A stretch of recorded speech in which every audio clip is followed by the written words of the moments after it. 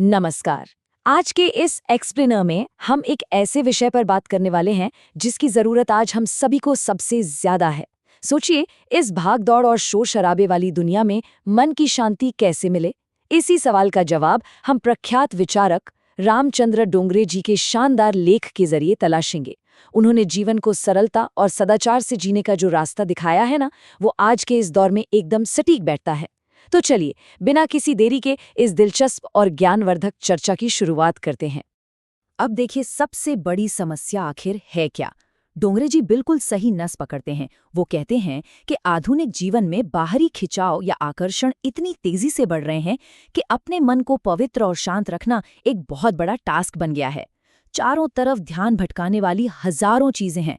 ऐसे में खुद पर काबू रखना कोई आसान काम नहीं है, और सच कहूं तो ये एक ऐसा संघर्ष है जिससे हम सब रोजाना गुजरते हैं। तो फिर इसका समाधान क्या हो सकता है? इसका सबसे बेहतरीन और सटीक जवाब है दुनिया को एक ऐसी नज़र से देखना जो पूरी तरह शांत हो, जिसमें कोई लालच ना हो और जो एकदम शुद्ध हो, जैसे एक सन्यासी की दृष्टि होती है। जब हम बाहरी दुनिया के शोर से खुद को थोड़ा अलग कर लेते हैं, तभी हम सच्चे मायनों में उस भटकाव से बच सकते हैं। आइए अब इस चर्चा के पहले मुख्य हिस्से की तरफ बढ़ते हैं, मानसिक पवित्रता की चुनौती। डोंगरे जी बहुत ही व्यावहारिक तरीके से समझाते हैं कि देखिए, भटकाव से जूझना कोई अजूबा नहीं है, बल्कि ये एक बहुत ही बुनियादी मानवीय कमजोरी है। मन चंचल है, भटकेगा ही, लेकिन यहाँ सबसे जरूरी बात यह है कि हमें इसी कमजोरी के सामने घुटने नहीं टेकने हैं। एक अनुशासित जीवन का असली लक्ष्य ही इस कमजोरी पर पूरी तरह से जीत हासिल करना है। इस कमजोरी पर जीत कैसे मिलेगी? इसके लिए हमें अपने अगले बिंदु पर आना होगा, इच्छाओं और वासना पर नियंत्रण। जरा सोचिए, इन दो स्थितियों के बीच कितना बड़ा अंतर है। एक तरफ वो मन है जो लालसाओं की कैद में है, जो आपको सिर्फ और सिर्फ दुख और भटकाओं की तरफ ले जाएगा, और दूसरी तरफ वो मन है जिसे संयम और दूसरों की निस्वार्थ सेवा से आज़ाद कर लिया गया है। ये तुलना हमें बिल्कुल साफ दिखाती है कि भाई, सच्चा आनंद बाहर की चीज़ों में नहीं, बल्कि हमारे अपने भीतर के नियंत्रण में ही छिपा है। अब यहाँ एक बहुत ही गहरी बात कही गई है। सिर्फ संयम या वैराग्य के बारे में बड़ी बड़ी बातें करना बिल्कुल बेकार है। असली आध्यात्मिक ताकत तब आती है जब आप इन उसूलों को सच में जीते हैं। अगर बातों और कामों में जमीन आसमान का फर्क है, तो उन शब्दों में कोई दम नहीं होता।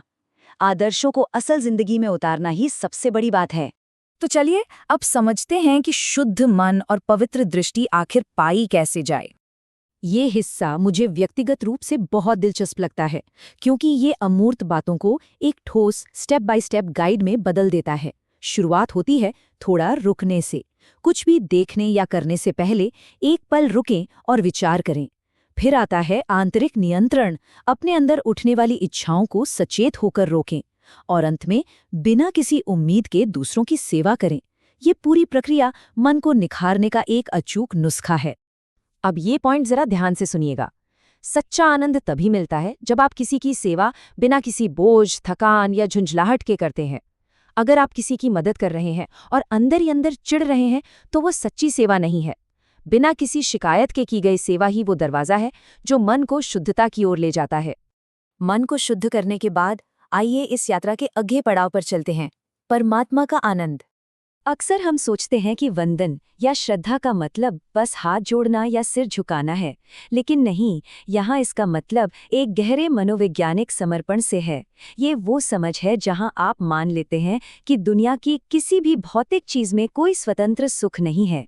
ये भाव हमारे अहंकार और दिखावे को जड़ से खत्म कर देता है। तो ये सच्ची श्रद्धा विकसित कैसे होगी?